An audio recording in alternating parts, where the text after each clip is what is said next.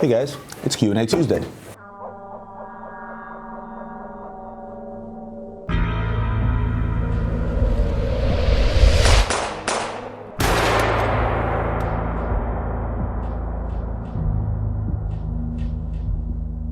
Guys, welcome back once again.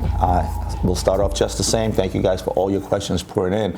I'm actually a little bit overwhelmed. I can't answer all of them at once, so what I'm going to try to do from here on out is answer some of them on my YouTube page. So watch the episodes prior to that. Perhaps I'll do my best to either answer them there or on episodes such as this.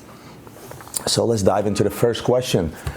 First question comes from Erik Mårtensson. Can you talk about stainless steel sports drought? Why isn't there any stainless steel sports?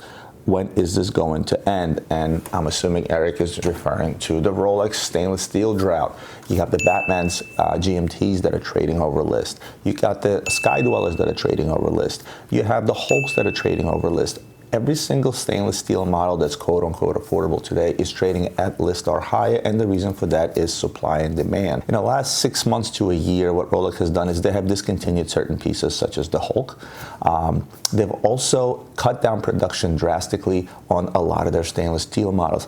Why did I do that? My theory is this: Rolex cut down productions in order to battle the gray market, which is guys like us.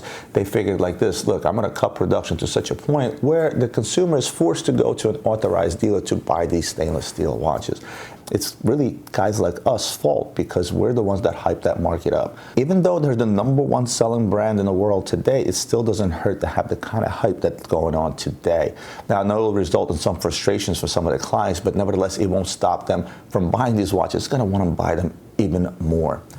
When will this drought end? Well, first of all, you can look at it two ways. You can look at it as there is a drought or there's not. Personally, I don't think there's a drought because there's plenty of product available out there from guys like us and anybody else out there online. So the products are available, they're just available at a higher price. With that said, when a certain timepiece reaches that over the list value, let's say if a particular watch retails for $8 and all of a sudden it's selling on the market for $11, an authorized dealer is really not keen on selling that watch retail to a retail walk-in customers. They would rather sell it to somebody like me, get an additional 10% over list because they can't charge a retail customer over list and therefore make more money. And I don't blame them for doing that because alongside with those stainless steel pieces that everybody wants, they also have to buy the platinum masterpieces, the ladies' pearl masters, some of the smaller watches that Rolex makes that are really hard to sell. So a lot of times if I walk into a Rolex dealer and I want to buy a package of watches, I'll tell them, okay, I'll buy the Pearl Master that retails for $78,000. I'll buy some of the ladies encrusted diamond pieces that retail for a lot of money that don't sell really well. Let me get those at a certain discount, but at the same token, I need you to throw in 3 GMTs, 3 stainless steel Datejust, and maybe a Daytona. And when they put a package together to a guy like me, it makes it worthwhile for them. And that's really why this is happening. Personally, I know a bunch of gray market dealers that are out there that are probably sitting on 20 different Batmans that are selling them over list. So the product is out there. The drought is on the authorized dealer, and I can't blame them because look, when you're a dealer and you receive $500,000 worth of product, out of which 30 to 40% is quote-unquote dogs and not sellable, you're going to do everything in your power in order to be able to get rid of all your stock and sell all your stock so that you're in the green come end of the quarter or end of the month. So I hope that answers your question. The next question comes from XxBradCheesecakexX. That's a hell of a handle there. Hi Roman, I really enjoy watching your videos and I totally support your channel. Thank you very much.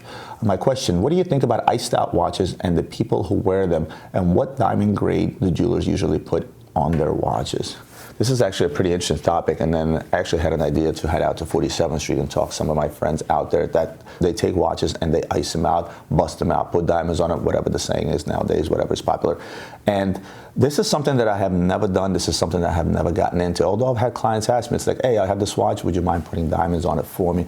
And I used to tell them no. And the reason for that is because you either do one or the other. I don't want to be associated with aftermarket customizations on watches. And the reason for that is because then my customers will wonder, well, if he's selling this watch that has aftermarket diamonds, how do I know that the one that has actual factory diamonds is indeed factory?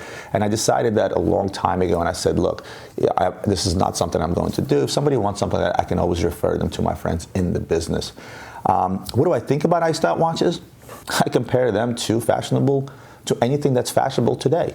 A fashionable pair of sneakers that people sometimes pay 5 times the retail price, like the new Yeezys and all that good stuff that everybody's paying crazy money for, because it's hot and it's hot today. Iced out watches started as part of the hip hop culture going back 50, maybe even 20 years. Jacob & Co., aka Jacob the Jeweler, was actually pretty big on it.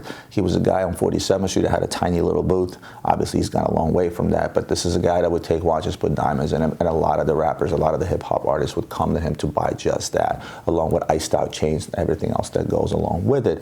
Then Jacob actually made a huge business out of it by branding those watches, naming them Jacob & Co. Remember the 5-time zone watches? I talked about them before in the past. Now what's happening is that you got guys out there that are putting diamonds into really, really high-end watches, such as Richard Milles, such as Patek Philippe's. The Patek Philippe craze with iced out watches right now is partially responsible for the fact that a lot of the 5980 Nautiluses or the 5711 Nautilus or even the limited edition Nautiluses are going through the roof because these guys are buying them up, putting diamonds in them, and they're selling them at a hell of a markup. If you look at a 5980 that, well, today it trades at damn near $60,000, which is kind of stupid. But let's say going back about a year and a half, they were still trading in that $35,000 to $40,000 mark. Guys would buy that watch pre-owned, service it, polish it, ice it out completely, and sell it in upwards of $100,000 by putting in maybe $20,000 worth of work. It's a hell of a markup. And guess what? The market has stayed and stayed steady because the guys that do this, they can actually afford to do this and sit on this merchandise. They hold prices, and they hold prices well.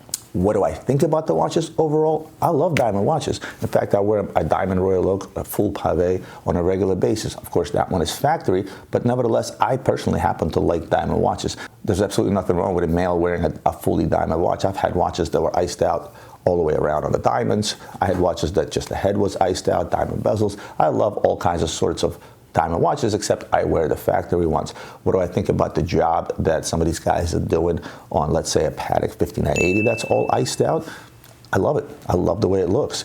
As long as the job is done well and they don't go cheap on the diamonds, I love the way the watch look, and I think there's absolutely nothing wrong with anyone buying aftermarket pieces because, again, I've always said, buy what you like first and foremost. And guess what? Patek doesn't make an iced out 5980 or 5711. Richard Mille only makes a handful of iced out watches. They do have an RM11 iced out where the top of the watch is actually iced out and some of the sides.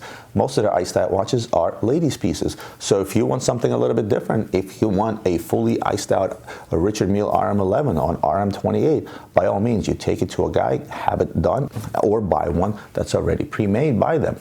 Absolutely nothing wrong with that. Also, you said, what diamond grade do jewelers usually put on their watches? Well, it really depends on who you deal with. I know the guys that I deal with, the guys that I send my guys to, they use top-notch VVS diamonds.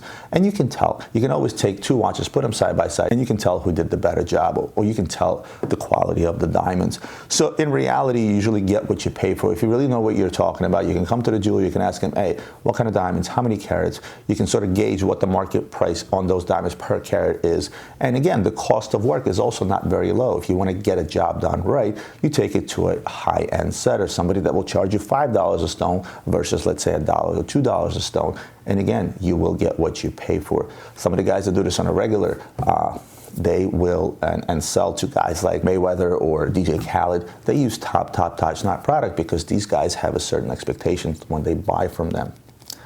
The downside of iced out watches is the resale value, and the resale value because when you take a Patek 5980 rose gold, for example, and you stick diamonds in it, that watch trades at $95,000 as it is today. You put diamonds on it, takes the price up anywhere from $160,000 to even $200,000. When you go to resell it, it will hurt the resale value for two reasons. Number one, most of the guys, such as myself, will not want to buy that watch because they don't have the market for it because they choose not to sell those pieces. And number two, you have to ask yourself a question. How many guys would want to buy a Patek Philippe, for example, with aftermarket diamonds on it? And on top of that, how many guys will actually wear a full iced out Patek Philippe? Because Patek Philippe is really a conservative brand, and these guys are icing them out left and right, and the amount of people that are actually buying them is very, very limited. It's sort of like tourbillons or really, really expensive pieces that I discussed before. You know, not a lot of people out there buying $500,000, $600,000, $700,000 watches. So therefore, the resale value on them, I can't even gauge for you because, again, I don't really have the experience. But I'll tell you from a personal experience, if somebody brings me an iced out watch, I will once again call the guys that do this and sell these kind of things and say, hey, what would you pay for this? I have to take this in trade. This is not my cup of tea. Let's do one more question. Kenny Rao asks, how is the stainless steel Sky Dweller doing in the secondary market, considering either putting my name down at the AD on a blue dial or waiting for a used one? Not a huge rush. Do you see them maintaining their value well? Well, the Sky Dweller has sort of been a surprise. You know, anytime a brand new Rolex comes out, or a new model of Rolex comes out, you always see trading really, really high, sometimes a little bit over list, sometimes just at list or a little bit under, but really, really low discount or no discount at all. And the Sky Dweller was no exceptions. When the stainless steel Sky Dwellers came out, they were selling at $3,000, $4,000, $5,000 over list when they were first out. I never recommend buying a brand new Rolex model until the market has settled, until the market has shown what it does, and so on and so forth. Well, it's been quite a while now, and the market has not yet settled on those watches. The Sky Dwellers are still trading at about $4,000 to $5,000 over list, especially the blue dial Sky Dweller. And personally, my opinion is that we may have another Daytona in our hands. Never have I thought for a second that there would be any other Rolex out there besides the Daytona that's going to do what the Daytona does, and that is consistently sell at over list throughout the years. So to answer your question, yes, go put a deposit down at UAD, especially for the blue dial. Whether you get it or not, I don't know. It depends on how good of a relationship you have with your authorized dealer. And the reason I say that is because these authorized dealers can sell this Sky Dweller to me at $3,000 to $4,000 over their list price rather than selling to somebody like yourself at list price. But if you do have a good relationship, you've purchased from them before, you will get it. Otherwise, you're going to be stuck going to guys like us and having to pay over list for this watch if you really, really want it. Who knows? Again, I don't have a crystal ball. Maybe a year or two from now, Rolex will make enough of those pieces where the prices will come down. But based on what I talked about on my first question with the quote-unquote stainless steel drought, I think it's going to continue for quite a while. And honestly, I'll be happy to see quote-unquote another Daytona in the form of the Sky Dweller, because it's only has been the Daytona that has been selling for those crazy prices over list throughout as long as I've been in the business. Maybe the Sky Dweller is going to be the next one. Guys, last but not least, let me show you what's on my wrist today. And I am wearing the Platinum Barrichello. Again, I'm super biased when it comes to APs, especially some of these limited editions. The Barrichello is the one limited edition from quote-unquote the old days that still sort of holds its value. This thing still fetches about $80,000 to $85,000. It's a beautiful watch. I love the way it looks. The downside is it's extremely heavy in platinum, and the crown digs onto the side of your wrist, but I'm so used to it. I have a permanent scar from crowns from AP, so it doesn't really matter. Guys, thank you for tuning in once again. If you like this video, go ahead and hit the like button. If you're not subscribed to my channel, make sure you hit that subscribe button, and I'll see you guys on the next Q&A Tuesday.